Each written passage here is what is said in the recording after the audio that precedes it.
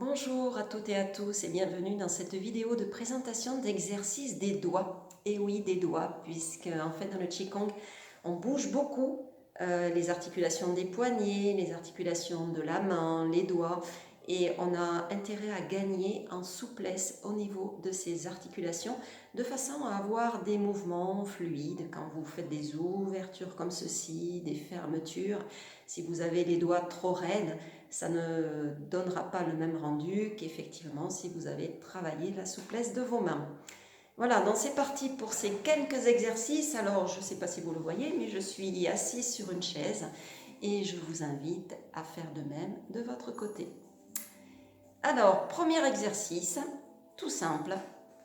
Je vais ouvrir et fermer chacun de mes doigts les uns après les autres. J'ouvre d'abord en commençant par le pouce. Et je termine par l'auriculaire. Et comme j'ai terminé par l'auriculaire, eh bien ma foi, je vais refermer en refermant par l'auriculaire et en terminant par le pouce. Simple, n'est-ce pas? Allez, on s'entraîne. On fait d'abord très lentement. Voilà, on se concentre sur le mouvement. Quand j'ouvre la main, je l'ouvre vraiment complètement. Et je referme ensuite chacun des doigts. Et une fois qu'on a bien compris le mouvement, eh bien ma foi, on peut accélérer et essayer d'introduire une certaine fluidité dans ce mouvement. Voilà, je ne fais qu'ouvrir et fermer les doigts. Voilà, facile vous me direz. Allez, entraînez-vous et vous verrez que vos doigts seront de plus en plus fluides.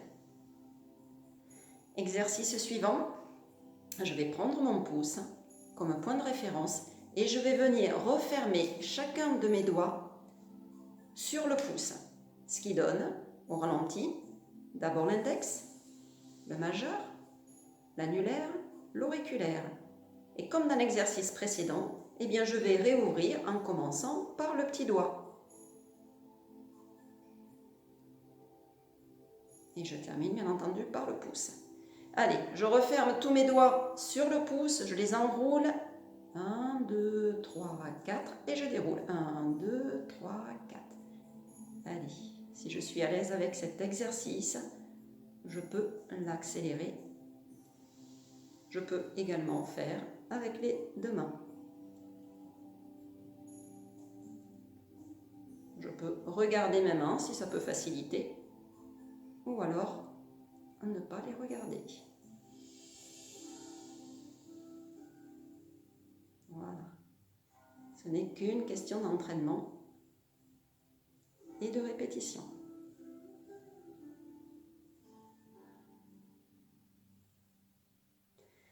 Exercice suivant, je vais m'entraîner à la souplesse de chacun de mes doigts, dont je vais recroqueviller mes doigts à la base de l'ensemble de mes doigts sur les petits coussinets qui se trouvent ici.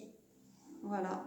Et je vais comme pianoter sur ces coussinets et je vais tester si effectivement je referme bien l'ensemble de mes doigts sur ces coussinets ou si au contraire je recroqueville un petit peu ma main parce que finalement je n'arrive pas à les faire tapoter sur les coussinets.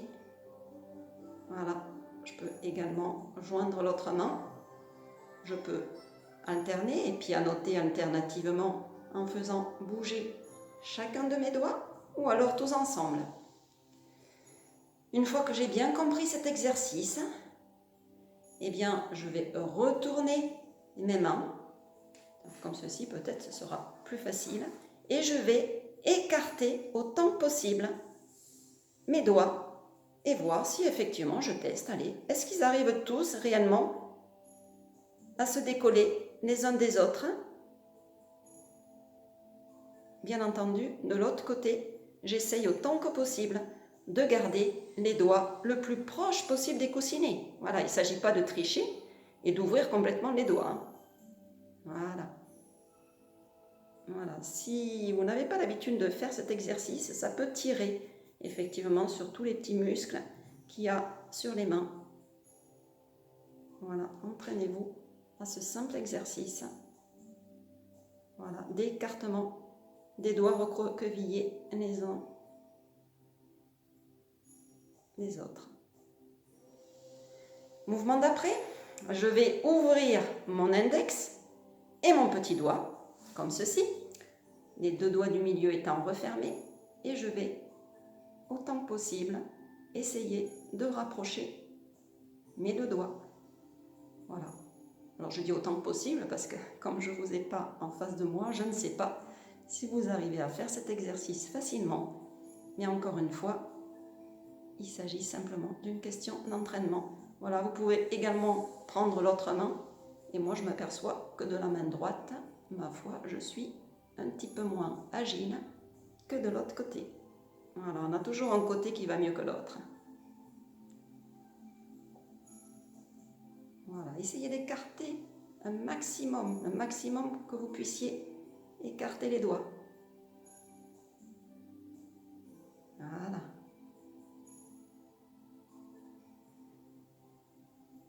Allez, je vais passer à l'exercice d'après, qui est, ma foi, qui est simple, qui est simplement tapoter sur le pouce chacun des doigts, ce qui donne 1, 2, 3, 4. Et une fois que vous arrivez sur le petit doigt, vous repartez 1, 2, 3, 4. Avec les deux mains, 1, 2, 3, 4. Donc là, c'est les deux petits doigts qui tapotent sur le pouce. Et ensuite, je remonte. 1, 2, 3, 4. 1, 2, 3, 4. Voilà. Essayez d'accélérer ce mouvement.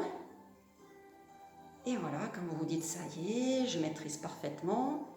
J'ai tout à fait compris ce que voulait dire Sylvie. Et cet exercice, ma foi, je le trouve trop facile. Donc, si vous le trouvez trop facile, eh bien, vous pouvez passer directement à l'exercice suivant que je vous montre. Cette fois-ci, je vais non pas poser les deux index sur les deux pouces, mais d'un côté, je vais réellement poser l'index sur le pouce, mais de l'autre côté, ça va être le doigt le plus éloigné. Donc de l'autre côté, je vais poser sur le pouce le petit doigt. Et je vais faire le même exercice, je monte et je descends. 1, 2, 3, 4. 1, 2, 3, 4. 1, 2, 3, 4. Après, il faut que, bien entendu, vous testiez. Est-ce que sur le chemin du retour, est-ce que je me retrouve bien côté gauche avec le petit doigt sur le pouce et côté droit, l'index sur le pouce. Si jamais vous vous retrouvez comme ça veut dire que vous avez tout faux. Ça, c'était le premier exercice. Voilà. Donc, prenez bien la bonne position de départ et montez et descendez en alternant les doigts. Mais cette fois-ci, c'est de façon croisée. Allez, on se réessaye cet exercice qui est peut-être pas évident au début. Déjà, il faut bien le comprendre et ensuite s'entraîner pour bien le maîtriser. Allez, c'est parti. 1, 2, 3, 4. 1, 2, 3, 4. 1, 2, 3, 4. 1, 2, 3, 4. 1, 2, 3, 4. Voilà, bravo, j'ai réussi, puisqu'au final, je me retrouve bien de façon alternée. Voilà, donc, écoutez, je pense qu'on va arrêter là, parce que ces quelques exercices, déjà, il faut que vous les maîtrisez bien. Donc, pour pouvoir bien les maîtriser, il faut que vous les compreniez, que vous les refassiez souvent chez vous. Et je vous promets, au bout d'une semaine ou deux, vous arriverez à réellement et parfaitement les faire.